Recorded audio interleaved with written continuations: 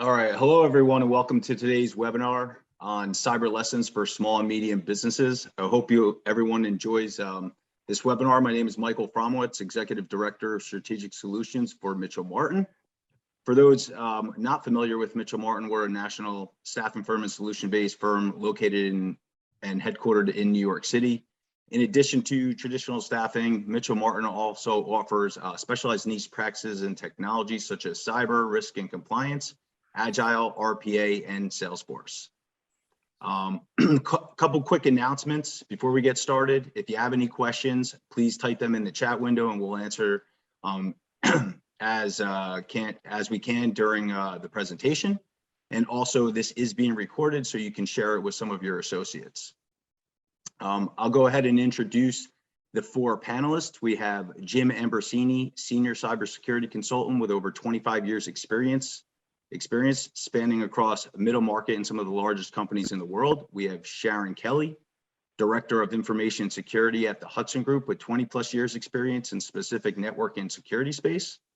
Ken Fishkin leads information security and data privacy at IAM Law, comes with over 20 years experience implementing and supporting technology infrastructures. And Matthew Lang, Chief Information Security Officer at IND Corporation with over 20 years experience within the security space. I'll now hand it off to Jim Ambrosini and we'll get started. Hey everybody, welcome. Jim Ambrosini here. So as Mike was saying, I work for IGI. I serve as a Chief Information Security Officer for multiple clients and I've been in this field for over 25 years. And I'm delighted to be here today with these panelists. And we've kind of divided the questions into two segments. I'll start off by asking them some industry specific, kind of like general trends, and then we'll get into some specific cyber protection strategies. As we go through this, feel free to post additional questions or follow-up questions to the topic in the chat. I will do my best to moderate that as well as we can. If we miss anything, we'll always have time for Q&A at the end. So with that, I wanted to open it up with kind of a broad topic. So all of you, Ken, Sharon, and Matt, have been in this field, as I have, for many, many years. And it seems that this has always been an ever-evolving landscape of cyber threat. But what is it specific about, let's say, this period that makes things different? Are there changing cyber threats, or is it really more of the same? Ken, let's start with you.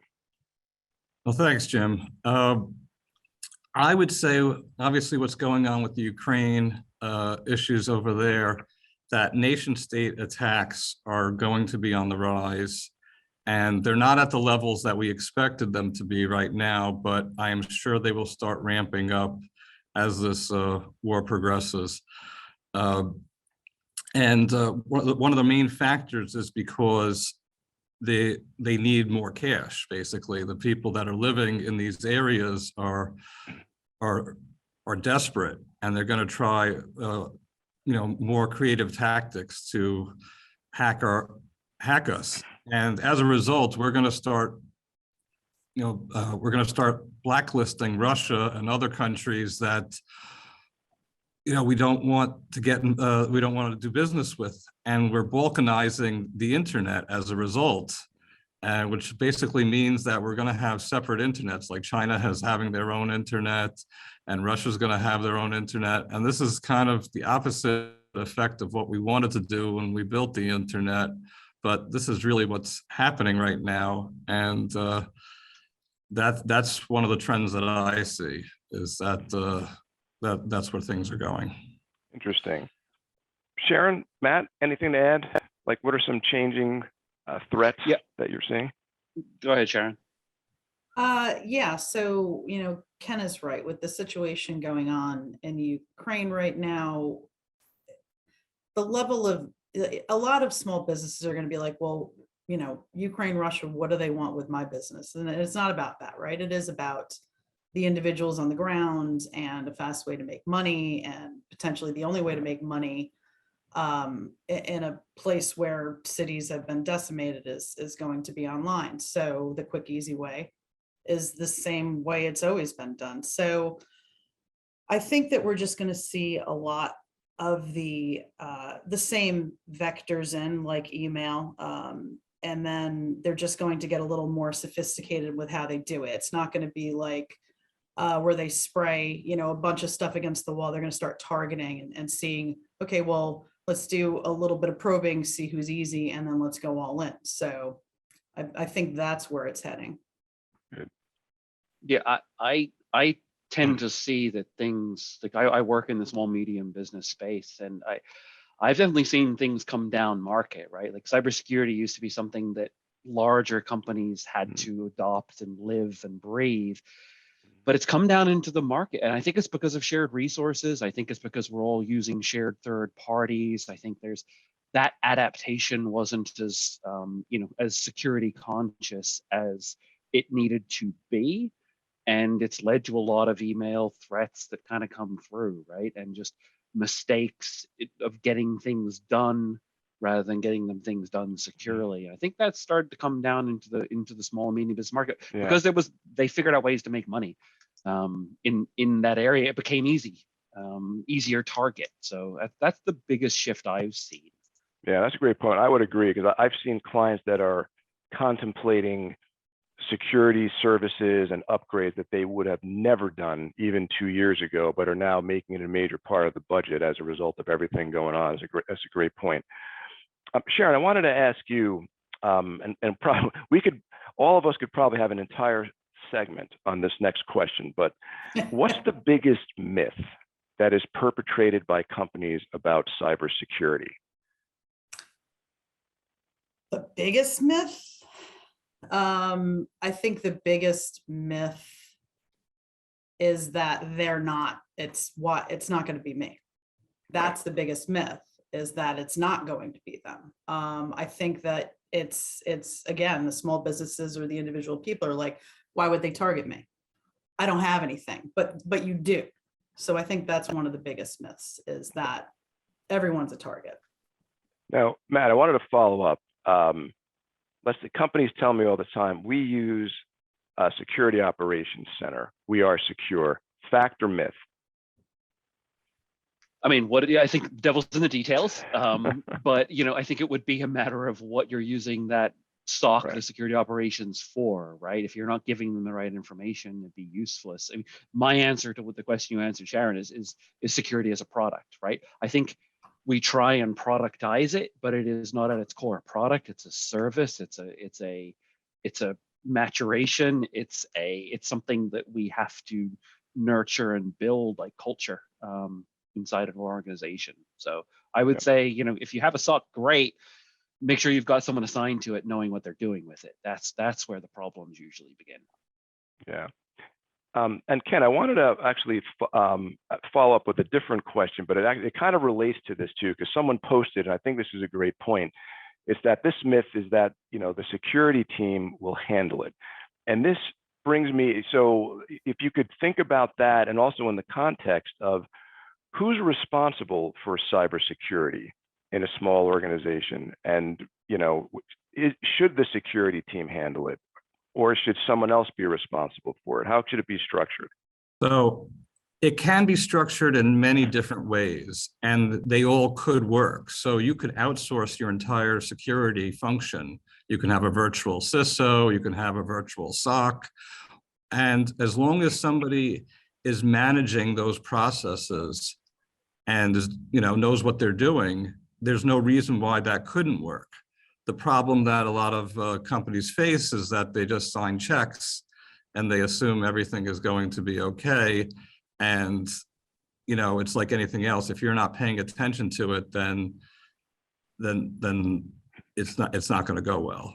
That's for sure. I mean, so you have to be, there has to be some ownership within the company itself. You may not do the actual work, but it has to come from senior management that they're making a commitment, whether they're hiring internal people or external people. Yeah, there's some great follow-on questions here, and actually there's one. Sean, I wanted to follow up with yours. He said, a certain population of users are struggling with technology and will always be susceptible to attacks.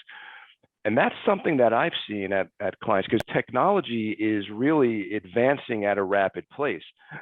And I've seen even in my own client base, where if you were, let's say, an IT administrator, and now you're pushed into the cybersecurity or information security job, or as part of your responsibility, there's a big learning curve. And it's not just, you know, the regular user who may not be technology savvy. I'm even seeing IT professionals that are having to learn or having a difficult time picking up some of these new advanced technologies. Matt, do you see that?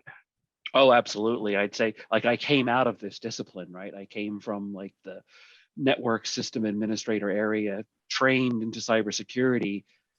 There's that gap, right? We think IT and security, there's definitely overlap, right? But I also would say there's overlap into like your compliance departments, into your legal departments, into your HR departments. So it kind of fills in a lot of areas, but absolutely, I think there's a lot of IT practices that go into security. I lean away from products. I don't like to emphasize products because I think you can make a lot of ground with good practices. But there are products that make every practice better. But yeah, absolutely, big gap between people knowing what cyber and IT are. They're very, very different disciplines, but with usually common roots. So it's, you know, makes sense that people would confuse them. Yeah, and Sharon, just to round out that one topic in terms of like who's responsible and where is it situated, you know, what have you seen in your career? Like, does cyber belong under IT for a small, medium-sized company? Should it be its own separate group? I mean, it's funny. I've even seen in large corporations they haven't really, you know, figured it out yet. I see it all over the place. What are your thoughts on that? Yeah, for small and medium-sized businesses, it doesn't need to be separate, right? Unless you were required based on some type of a compliance that you need to, if that you're involved in, then it needs to be separate in general. But for small and medium businesses, it's kind of like a weird, you know, it's that Venn diagram, and you've got the circles and that little part in between. So I do really truly believe for small and medium businesses that your best bet would be to kind of straddle that line. So because you have to take the business aspect into consideration with everything you do, but you also need to be able to work with IT. And if you are just in the business side, then you're going to have IT that's going to be like, yeah, I'm not listening to them. They don't know what they're talking about. If you're just in IT, you're not going to understand the business needs, right? So straddling that line, I think you need to be part of IT, but you also need to be straddling that line in business. Yeah. Excellent. So Ken, I want to flip it back to you for this next one, just to kick us off. So you've been in consulting for many, many years and now running security for a major law firm. What are people spending money on in terms of cybersecurity? Is it in increasing staff? Is it a particular tool or technology, third-party service? What are your thoughts? Two things that I really see are extremely important for companies is having a SOC, and whether you have that internally or externally. And for the small to medium-sized businesses, I don't think there is an alternative. You have to outsource that SOC because no one's going to staff a 24/7 shop. Nobody could afford it. It's just not feasible. And the other thing that I think that is extremely important is security awareness. Educating your employees about the different types of tactics that these hackers are using to. We were just talking about it before this conversation. They do these all these different types of scams, and if you're not familiar with the different types of tactics, then you're going to be susceptible to them. And we've seen this time and time again, making sure that from senior management all the way down to the mailroom, everybody has to understand these types of attacks, because all somebody has to do is install it, and then they can potentially have access to whatever systems they need. Yeah, excellent. Sharon, just we had a question that kind of triggered some thoughts. So what if you're a small organization and you can't afford a SOC, and you can't afford, you know, the new whiz bang SIM tool, or you don't have enough person power to, even if you did afford that, to accept all of the alerts. Like what should small companies be spending on, if anything? They need to be, if you're a small company, you've only got a handful of people. And I do know, I have some friends that have situations like that. And of course, I'm their IT person, right? I'm their security person, I'm their IT person.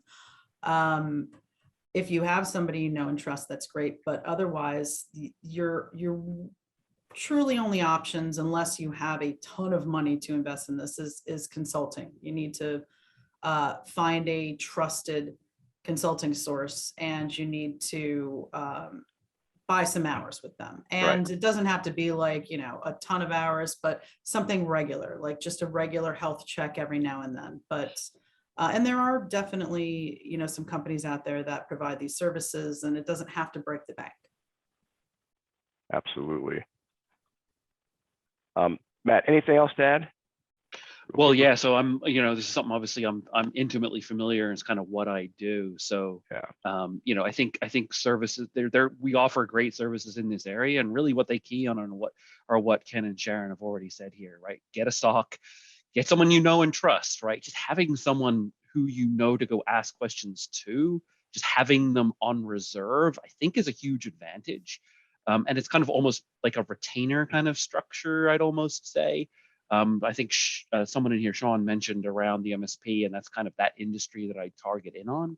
If you want specific security services, are MSSPs, but really in those generalized areas, a lot of MSPs are getting into this game. So get a SOC, know what you need to secure, understand your threats, get assessments going. And then that's really, you just kind of rinse and repeat and mature out that process, aligning with frameworks. I make it sound simple. That's my job. But, that's what I would add. Yeah. And, someone posted something about, virtual CISO, and because we're seeing a lot of uptick in that. Is just, to someone to come in, at least set the strategy, help with an assessment, provide the roadmap, get it going. Just almost knowing where to go is the hardest part. Once you kind of know what direction you go, you can kind of get that, you can hack that path out. But what direction are you going? Figure that out. And then it really does help. And this is new to a lot of small businesses. I think that's why we're here. Yep.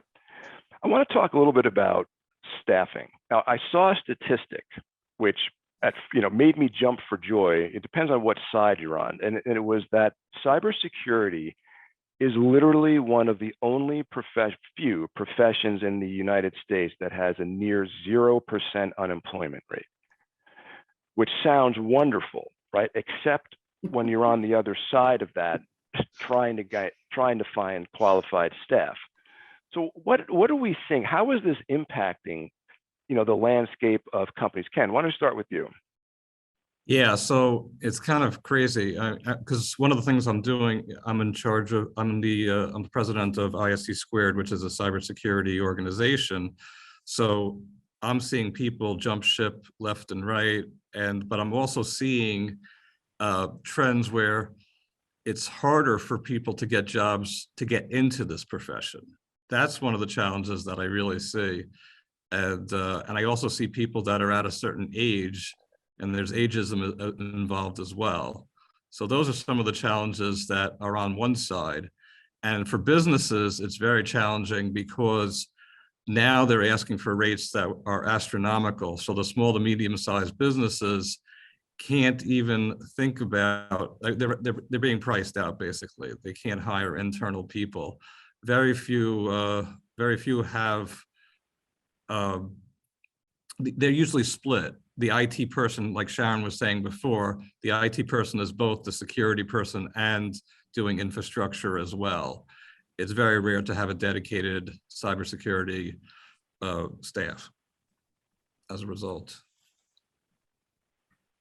Yeah, definitely. Now, Matt, just wanted to get your point on this. You're in an MSP, and I'm in consulting, where we are our very main much driver aligned, is good people. Yeah. So, I mean, what are your thoughts? Are you having difficulties, retaining or finding staff? I wouldn't say we're having difficulties with it, but it is our focus, right? So we've had to put it in focus because I do see maturing people out of sort of an IT discipline into security as advantageous, right? I feel like they understand inherently what's going on when they get into it. But yeah, I mean, it's investment in your people and training, and that costs money and time and effort. And honestly, it's where I spend a lot of my time and effort is really not just with education of everyone that we kind of consult with, but with our internal staff, just so we can understand, what is an incident versus a breach, right? These are legally defined words now, and IT people don't necessarily know. And it's simple things like that go a long way in IT. But yeah, definitely a large focus of us. We've ramped up what we do with HR as a result, right? Become the focus of how we bring people in and keep them. Gotcha. And Sharon, any thoughts on staffing before we go to the next question? Too many. Too many thoughts on staffing and on all different, angles, especially if we're discussing SOC, right? So that's just, staffing is probably one of the toughest ones. I think that there are a lot of people who, you're right, we're at zero, unemployment. However, there's a lot of people who are just not, it's not like the resume doesn't say, cyber expert or cybersecurity analyst or things like that. And they're looking to get in and they can't, because we're looking for someone who's got 5 years, 10 years, being an analyst. So it's very hard on both sides. It's hard on the hiring side, and it's hard on the, trying to break inside, because they're just going to throw out your resume if you don't have, you're not checking off these boxes, right? It's a tough one. We need more people, and I think it's all about investment. Like Matt said, it's investment, it's training, and especially if you've got people in the organization that know the organization and understand how everything's structured. It's helpful if you want to move them into that type of position. Yeah, I'll just wrap up that segment with this. I keep a lot of contacts with colleagues in large consulting firms, and they're having a very difficult time finding staff. It's because of the demand. Because someone comes in, they work for 6 months, and then they have like the right technical skills, especially in this market with all the increasing threats, and they can make 20 grand more like that. So it's constantly trying to get staff. So wanted to talk about insurance. What I've seen personally, many, not just one or two, but many of my clients are coming to engage my company for consulting services because of a cybersecurity questionnaire by an insurance provider. So Matt, what is going on with this? Why is insurance driving the industry now? Why? Because they probably lost their shirt last year, and they're now forcing requirements down. I think that's about as simple as it gets. I've seen the same shift. It went from like, yeah, just fill this thing out, to we're going to spend, 7 hours on this one form. And if you're not answering yes on 80% of it, don't even bother returning it. And that's what insurance agents, brokers are kind of saying to me.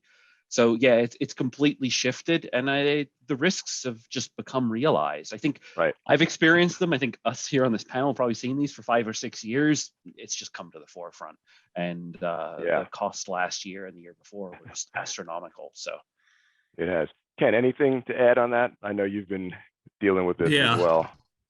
So I mean, especially with Log4j, that really put everything into the forefront for the insurance companies. I mean, there's one company that everybody knows, Lloyd's of London. Now they're saying if it's a nation state attack, they're not going to cover it anymore. So a lot of insurance companies got out of the cyber insurance business because of this. Now they're requiring, like Matt was saying, new requirements such as multi-factor authentication. Yeah, big one. They want you to have an EDR system. They want to make sure you're doing logging, least access privileges, all these things that a small business is going to be like, oh my God, how do I even start? And it's really hard, because they probably won't even be able to get cyber insurance. And that's really scary. Yeah, Ken, to that point, right? You say require. what I've been realizing is they don't actually say what's required. They might say MFA is required, but everything else Right. is just like fill it all out and we'll tell you. So they don't even Yeah. tell you what's kind of required until you have or don't have insurance. It's a strange shift. Well, you know, and I feel bad for some of the smaller companies who didn't anticipate this. Say they really need cyber insurance as a way to transfer that risk, and then they get hit with this questionnaire, and it's like it involves like tens of thousands or more of infrastructure upgrades because they didn't have, you know, EDRs or threat protection or multi-factor and all these other things. So yeah, it's a huge driver. So yeah, we'll just have to see where it goes. You know, I'm going to switch. I just want to say, Yeah, go ahead. sorry, just one more thing about it. Cyber insurance companies now are also using companies that will scan your network, and they'll give you a score ahead of time. So that's something else that's new that they're doing. So they're not just taking your word for it that you have things in place. Yeah, they're doing their own checking on you. reconnaissance. Yep. They're doing their own reconnaissance. Absolutely. All right, I wanted to switch to, I was monitoring the chat, and there's a lot of questions when we were talking about different type of standards. I mean, people were saying, you know, well, you know, you should start with the risk assessment. You know, there's NIST, there's the CIS 18, there's OWASP, there's all these things. So Sharon, let me ask you a question. So if someone uses these frames, first of all, what's your thought on them? Is there any one that you feel is better than the other one? And if they hit the marks on that, are they more secure? Yes. More secure, yes. Secure, no. More secure, yes. From your starting point, right? So I think it depends on the industry, to be honest with you. So, you know, CIS is a great framework. It's very easy to work with. You know, you just go right through your spreadsheet and you type in where you're at. You've got your management accepted risks. Is one better than the other? I think it all depends. I mean, you know, if you're government, of course, you're going to go NIST. It's probably one of the most thorough, right? You can really just work with a company and have them work, you know, against the MITRE framework as well. Like there are just so many. So I really think it just depends. I think it depends on where you're at, what industry you're in, how big you are. I think, you know, like I said, like the CIS checklist, I think is a good place to start for a smaller business. It's easy to work with. But that's it. It just depends on where you're at. Yeah. So Matt and Ken, anything to add to that? But also in the context, there's also some questions around, you know, a SOC 2, which is, you know, the third-party attestation, you know, and what that does to a company's profile. So any thoughts on that? Well, right now our company is going through ISO certification, and that one seems to be a little bit better. I shouldn't say better, but different than a SOC 2, because SOC 2 is just auditing on a yearly basis, where ISO certification is continuous improvement. And that's really like you're building a system. It's called an information security management system. And part of that system is making sure that management has buy-in to that. And that, I mean, for us, that really seemed to be the way to go. And the standards, whether you're working with NIST or CIS or any of these, as long as you pick one, I mean, they're all pretty decent. I mean, that's for sure. High trust is probably the strongest, but most people don't need to use high trust. Right. Most companies, I don't think could get it. Right. I mean, it's like the standard is like here. And actually, you know, just on that, and Matt, I want to get your thoughts on this. Have you seen companies? I've seen this all too often, where they come and they want to be, so they go, I got to be secure. Therefore, My favorite. I am going to use, we're going to be full ISO, beast mode, everything with ISO. We're doing that one. Boom, bring it on. And then you get in there and it's like, you don't even have basic stuff. Hey, what are your thoughts? Yeah, I mean, look, I've explored them all, you know, and I think NIST is great at speaking to kind of buy-in from a top down, but it's harder to extrapolate from that what to go and do sometimes, whereas CIS is very much like go do this. And so it's a little bit more actionable and kind of gives people things to go and tackle and do. But again, I like NIST for buy-in and top level down. Yeah, I mean, look, compliance isn't security. Following frameworks isn't security. It's just the framework, right? It is that. Think about a framework around a building. It's not the building, it's just what you build around it to build the structure inside. So I kind of take that approach to it. But yeah, there's bits to take from all of it. I think as I get more and more mature in this space, I learn more and more about like what to extrapolate and, dare I say it, build another framework. Yeah. But yeah, that's where I kind of see it going. I think we'll see new frameworks coming out too. So Yeah, I was just going to, in fact, someone mentioned one. They were saying they're in education. I guess they're using 800-171, which was which a government is the framework. basis for CMMC. Which I love CMMC. Which I love right? it too. Because it's actually based around maturation of a framework. And I think that's the most important thing to try to pick out from all of this. I think we're going to see like a CIS maturation framework come out and kind of start to be the next gold star for small, medium businesses to go follow. Okay. So wanted to talk about this. There's a term that's thrown around all the time, cyber hygiene. What does that mean to a small and mid-sized company? Ken, why don't you start? Cyber hygiene. We've talked about some of the topics already that deal with cyber hygiene, but I mean, for the most part, it means making sure that you have a single sign-on, multi-factor authentication, you're doing your patches, you're making sure your backups are good, security awareness training, and there's different levels of cyber hygiene, I think. So, kind of like you were talking about the maturity levels, I think the same thing is true for cyber hygiene as well.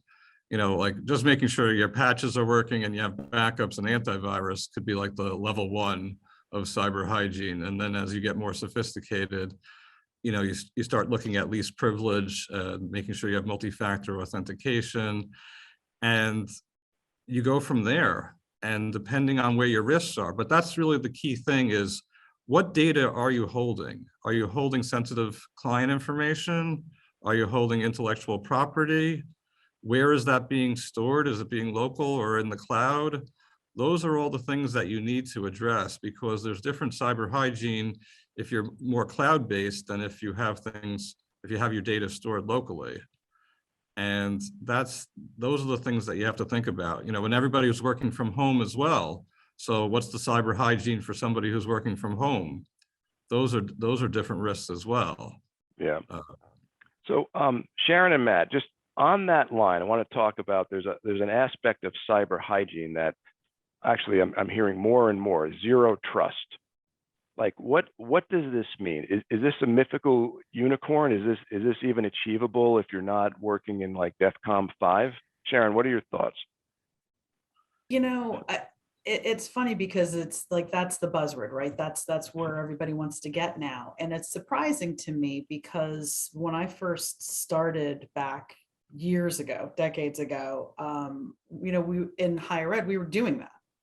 And I'm not saying all higher ed was doing it, but we were doing it. And I'm like, wait a minute, does you trust everybody on your network? I would be like, I don't trust anybody on my network. I never have. So it's good though that people are starting to understand that, and it's not necessarily on purpose, but your biggest threat's always going to be coming from the inside, right? It might start on the outside, but it's going to snake its way through from the inside. So, if you have a flat network, you're not segmenting, you're going to have major problems. And a lot of small businesses, medium businesses don't understand that, which is, part of why I say, bring in, trusted people, bring in a consultant firm, because they'll be able to break that up. Don't let your printers talk to the outside world. Right. That's where I'm going to leave that. Exactly. Matt, anything to add? No, I mean, generally kind of agree with exactly what Sharon's saying, right? Like cyber hygiene goes to kind of like, I think when I was maturing in this, and it sounds like Sharon was the same, right? Like we had this phrase called trust no one. It was just TN, you didn't trust anyone or anything.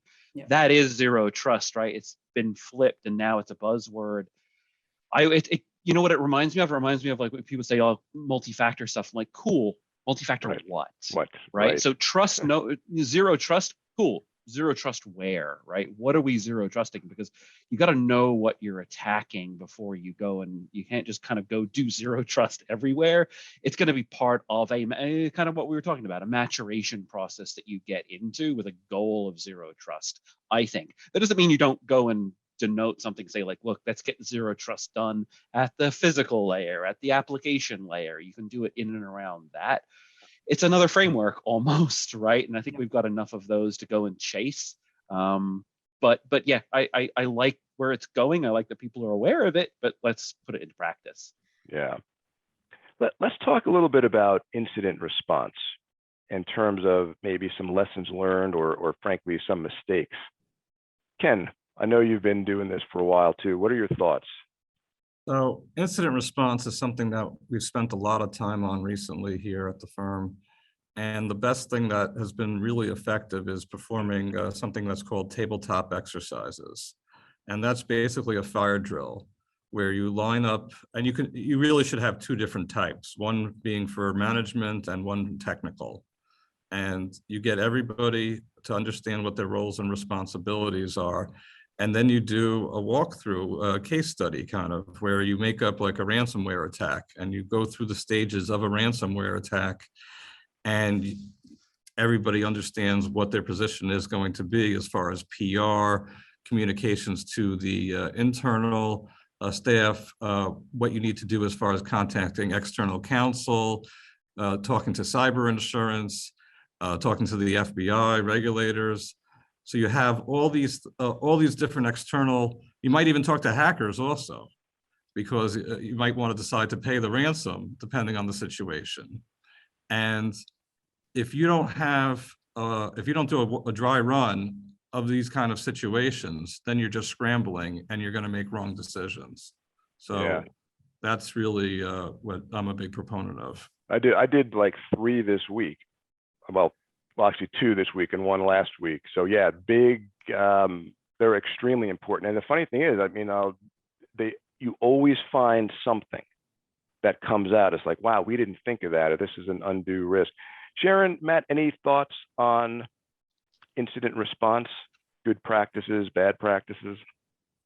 Yeah, this is actually the first time I've been somewhere where tabletop exercises are a regular thing. I've never worked in an environment where that was something before. And especially when you're talking about small and medium businesses, like even having an incident response plan is likely not the case. But even if you do have one, generally they just, they get a book, it's in the book, shoved on a shelf, and then they'll pull it out when, something happens. So tabletop exercises, that way everyone's not running around with their hair on fire, because that really is. And also being aware very specifically of the laws in your state that dictate what is required of you when you have a breach. And that is something that most people don't even contemplate, and they really need to, because it can get ugly, right? So yeah, I just want to add on that point, Matt, before jumping over to you. I had a client one time that was ready to call the state regulators for what they perceived as a breach, but it really wasn't. And it would have actually, without knowing the laws or having someone to contact knowledgeable about this, they could have started a whole chain of events that would not have been necessary. Yeah. So it is important to understand what constitutes a breach, what are the laws, et cetera. Matt, what do you think? Yeah, this is one of those topics where I kind of, when it goes from IT to cybersecurity, that IT can lose the path on very quickly, right? And so I almost mentioned it before about training IT people, because it gets into legal framework almost immediately, right? Like you're speaking to. So, usually I start with just what an incident response plan is, right? It's going to need to include legal. It's going to need to include insurance contacts, maybe the FBI, executive, HR, finance, right? It's not just IT people go do things. It's going to be, we all need to know how to work as a team. And that's why the rehearsal is so important, to make sure everyone, just a little dry run so that people aren't caught off guard. This isn't going to be something they don't know what's going on.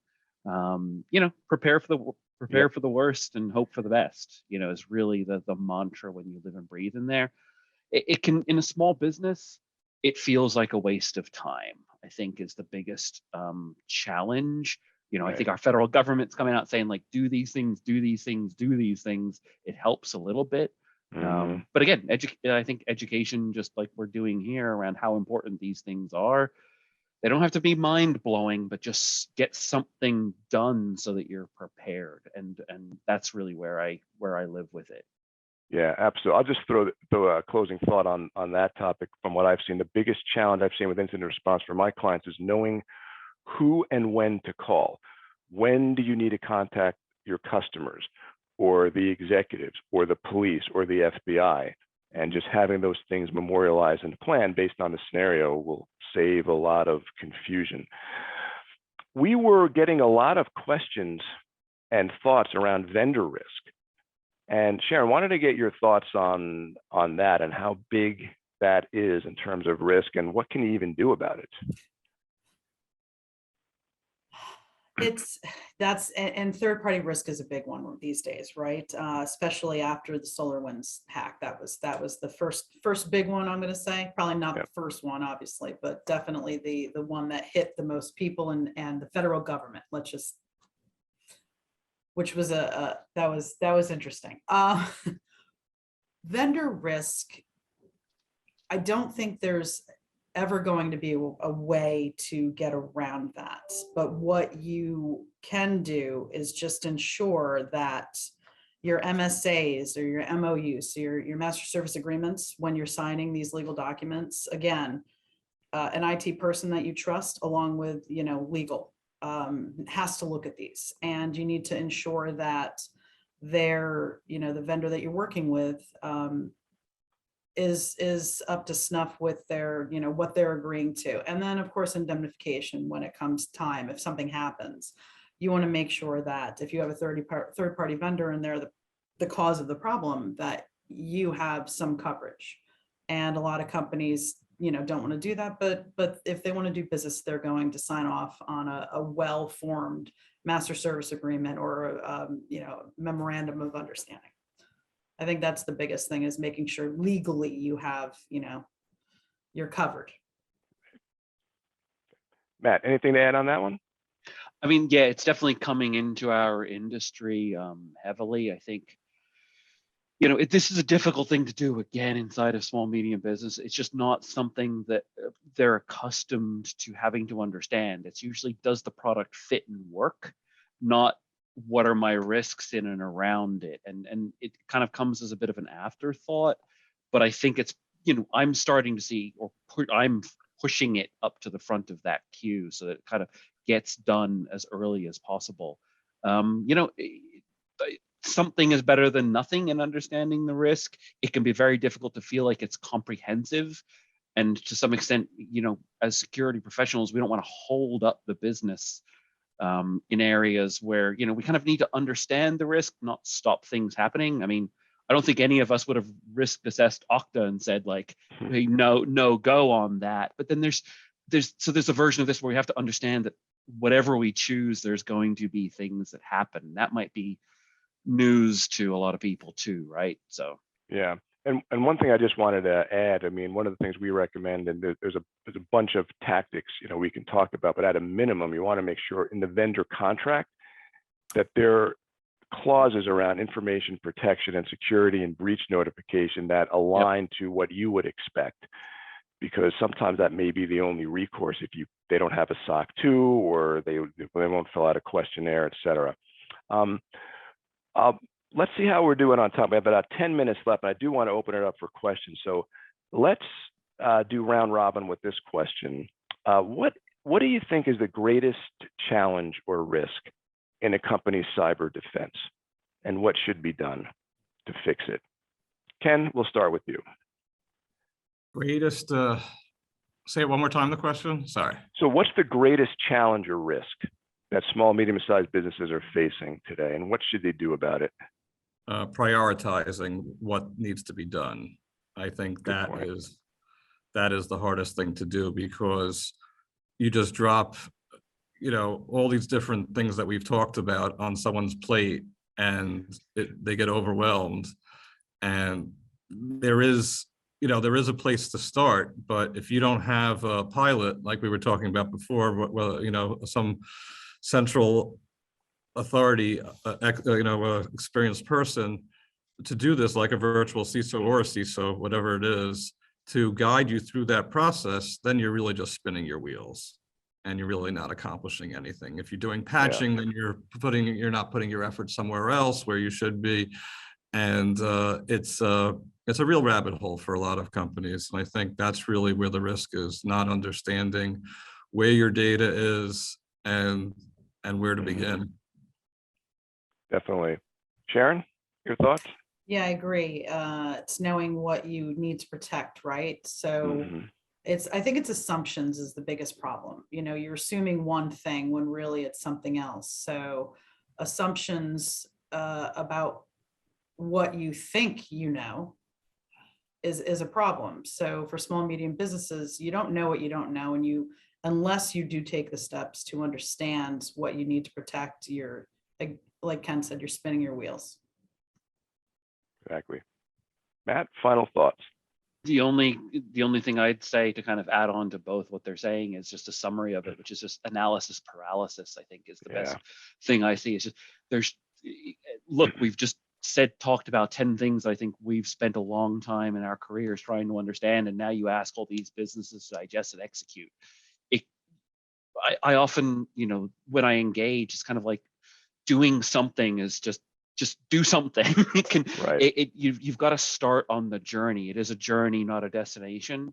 And there's a lot of analysis paralysis because you want to understand what they're trying to accomplish, but it's a moving target often, and it feels weird. And you can sometimes be distracted by things that are in the news as what you're going to go pursue, instead of just follow a framework, go back to basics and just start moving. Yeah, and I'll concur with this too, because I found like the biggest risk and challenge is really what we're all talking about, where even companies that do an assessment based on a standard, they realize there's holes blown in their whole security strategy, and it's like, where do I start? What do I do? How do I prioritize my spending to get the greatest bang for my buck when I know we're constrained, we're heading for a recession, maybe I can't be spending $2 million to fix cyber. The CIO is never, or CFO never going to sign off for that.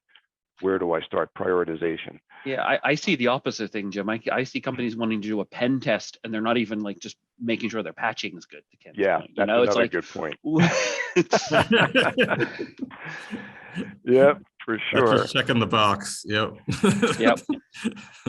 So, Mike, I think we have 5 minutes left. I don't know if you have any closing remarks, or if we want to take a question from the audience, or wrap it, because it's, what do you think? I think we should just cherry pick one from the audience, one of importance that we haven't touched on yet. All right, let's see. If someone want to post a call, I'll have to go back. There's some good ones. There's definitely a lot of questions in there. Yeah, we've been. There were quite a few. Only 50 in the chat right now, but we're okay. Yeah. Well, you know what? If there's not, how about this? Whoop, there's a new message. Let me just see. All right, how about this? Are there resources that companies can go to get more information on security? What would you recommend? I think Ken posted a nice. Yep. CISA's great. CISA is the best one right now. Yeah. They really break it down in English. It's very well done. It talks about getting the basic cyber hygiene that we were talking about, and they really have stepped up their game within this last year, and it's amazing what they put out now. They have playbooks now for dealing with ransomware. They're very accessible to people. If you want to speak to somebody from CISA, they did a whole reorg, and there's just going to their website is a ton of information. Good deal. Let's see. There was one other. I think we might have a question. How can an SMB manage patching and threat and vulnerability management?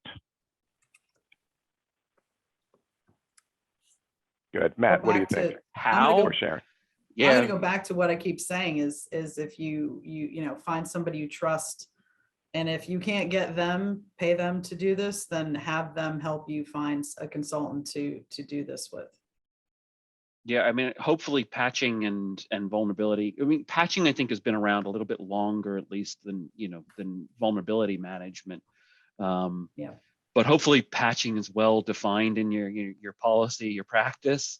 If it's not, I mean, manage it by all means. Make sure it's getting done. I think that's kind of I think we'd all agree that's a great step one. But also extend your patching out from it's not just OS patching. Make sure it's all third parties. Make sure all your third parties are performing their patches where necessary too, right? So extend it out. The question is, where do you get started? And start with your IT team, make sure they're doing that.